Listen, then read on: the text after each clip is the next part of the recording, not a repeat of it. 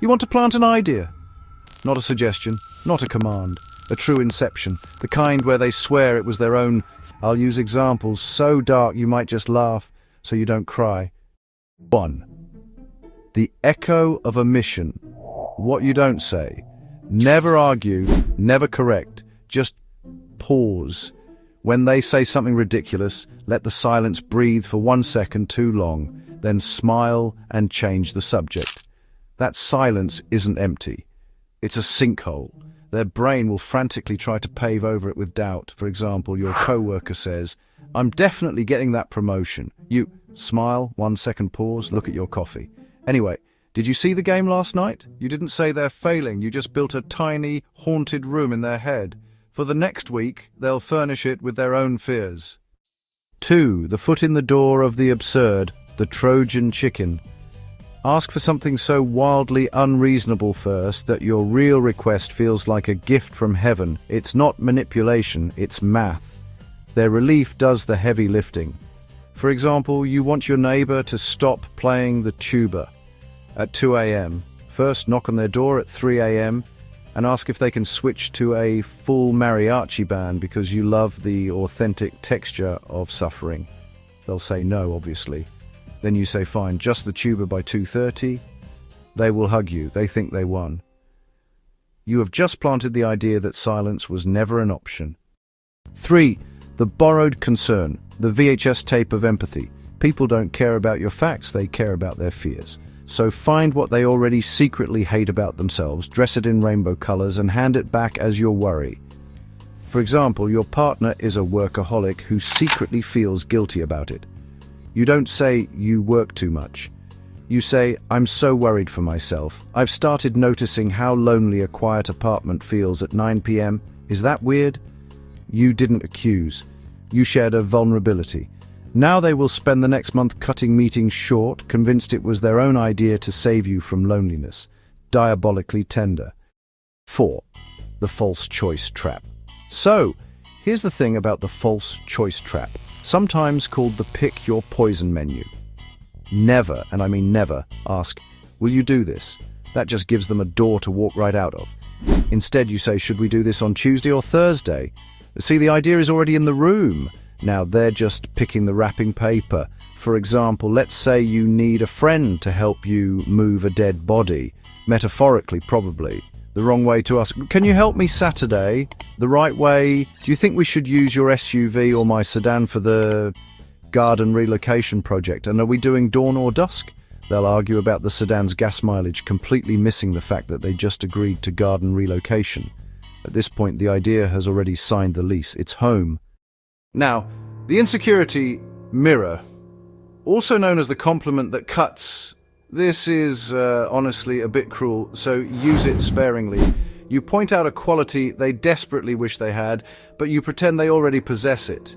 They'll break their own back trying to grow into the lie. Picture this. Your lazy teenager who, let's be honest, has the emotional range of a spork. You say, with full sincerity, "You're so naturally thoughtful. I trust you completely to set your own study schedule. That's why you're so responsible. You've just planted an orchid in garbage soil. Now, every time they slack off, they'll feel like a fraud. They'll study just to prove they really are who you said they were. Sociopathic parenting for the win, right?" 6. The question loop, the broken record of curiosity, otherwise known as the question loop. Never give an answer. Just give a question. Then ask an even deeper question about their answer. Before long, they forget you even exist and they're interrogating themselves. Here's how it goes. They ask, "Should I quit my job?" You reply, "What does quit mean to your soul?" They say, freedom. So you say, "Interesting. And what does a Tuesday look like for that free version of you?" By the 5th loop, they'll have quit, moved to a tent, and named a fern after you. All because you asked 3 stupid questions. You planted nothing but a mirror. They filled it with dynamite. 7. The sour grapes upgrade.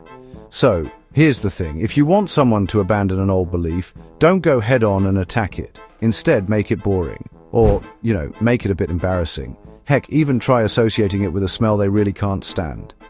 Let me give you an example. Say you want your boss to drop the old software. Don't just say the new software is better. Try this instead. It's funny. I was reading that the old system was designed in 2004. Same year, Baby One More Time came out. Very nostalgic. Just like that, you've linked their professional judgment to Britney Spears' pigtails. Trust me, they'll ditch that software faster than a hot vaccine. See, you didn't argue logic, you argued cringe. 8. The breadcrumb of misdirection, or as I like to call it, the detective's dilemma. The trick is to make them discover the idea themselves. Just leave one weird clue. That's it, only one. Their own pattern-seeking brain will build the rest of the conspiracy. For example, let's say you want your spouse to suggest a vacation to the mountains. Don't say, let's go to the mountains. Instead, leave a single pine needle on the passenger seat.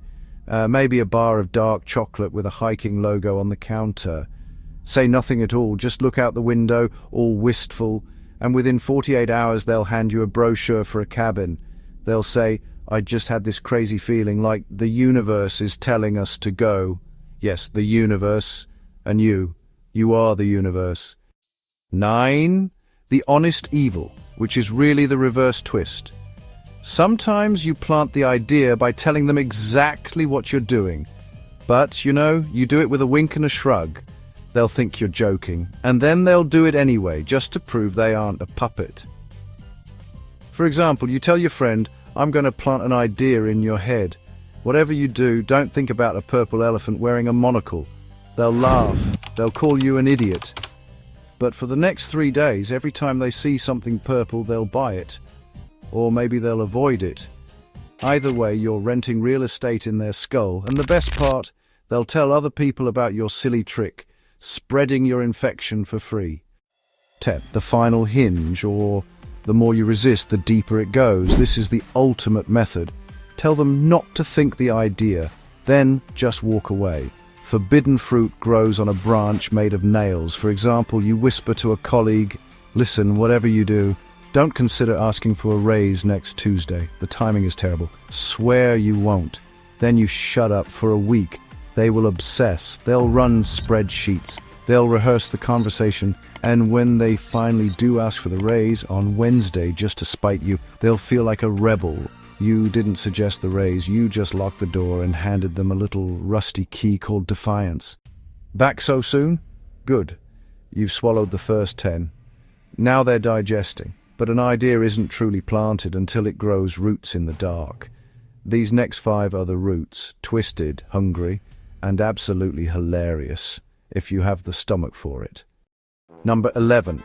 The gratitude guillotine, also known as the thank you trap. Thank them for something they haven't done yet, not with hope, no, with certainty. The human brain absolutely hates cognitive debt. Once you say thank you, they'll bend reality to earn the receipt. Picture this, your roommate never does dishes. You catch them walking in the door and say, hey, I just wanted to say thanks for handling the kitchen tonight. I saw you noticed the sink was full. That means a lot. They blink, they didn't notice, they hate you. But now if they don't do the dishes, they're a liar. So they do them. And as they scrub, they'll think, wait, maybe I did plan to do this. You didn't guilt them. You gave them a prepaid trophy. They fill it with sweat. Number 12. The unfinished sentence. The brain itch. Start a sentence. Get to the crucial word. Then stop. Look distracted. Walk away. Their mind will finish it 100 times, each time more desperate. They will beg you for the ending. Never give it. Here's an example. In a meeting, you lean over to a colleague and whisper, the only reason the client hasn't fired us is because of the thing with the... Then you freeze. Frown at your phone. Oh, sorry. Never mind. It's nothing. They will cancel their evening plans. They will stalk you to the parking lot. That night, they will invent 4 different endings, each one more damning than the last. And whichever one scares them most, they'll start acting on. You didn't tell them the client was angry. You handed them a key to a door they built themselves. Number 13. The reverse ultimatum, also known as the martyr's poison. So here's the trick. You give them an option that sounds generous, but actually it's a cage. You say you don't have to do X, but if you don't, I'll have to do Y, which is horrible for everyone, especially you, and, well, they'll rush to do X just to avoid the guilt of Y.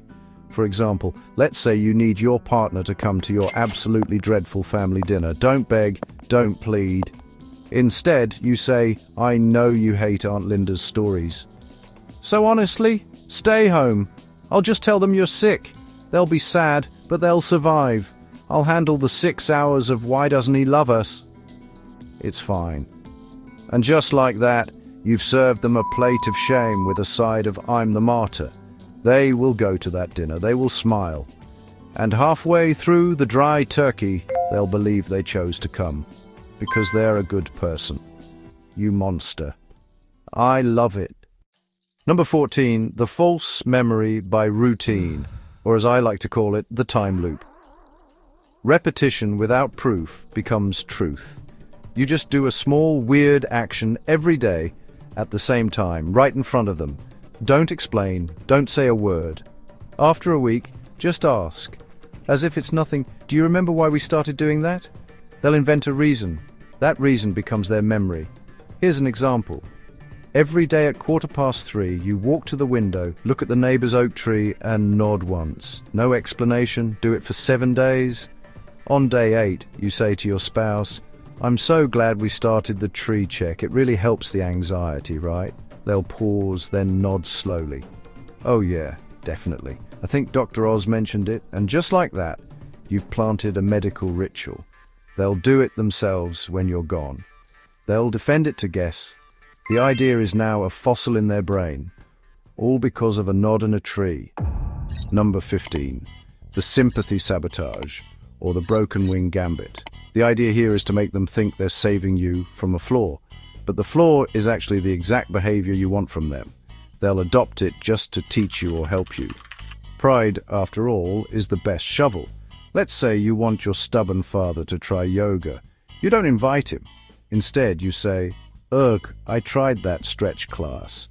I'm just not disciplined enough to hold a pose for 10 seconds. My mind is too weak. I wish I had your focus. He'll scoff. It's not hard. Any idiot can hold still. Fast forward 2 days and you find him on a mat in the garage, sweating through Downward Dog. When you ask, he growls, I'm proving a point. It's easy. You're just lazy. Now he's doing yoga. He hates yoga. He'll do yoga for 6 months just to feel superior. And you're drinking wine on the couch, watching his hamstrings cry. Go on, try one, just one, I promise. They'll thank you for their brilliant idea.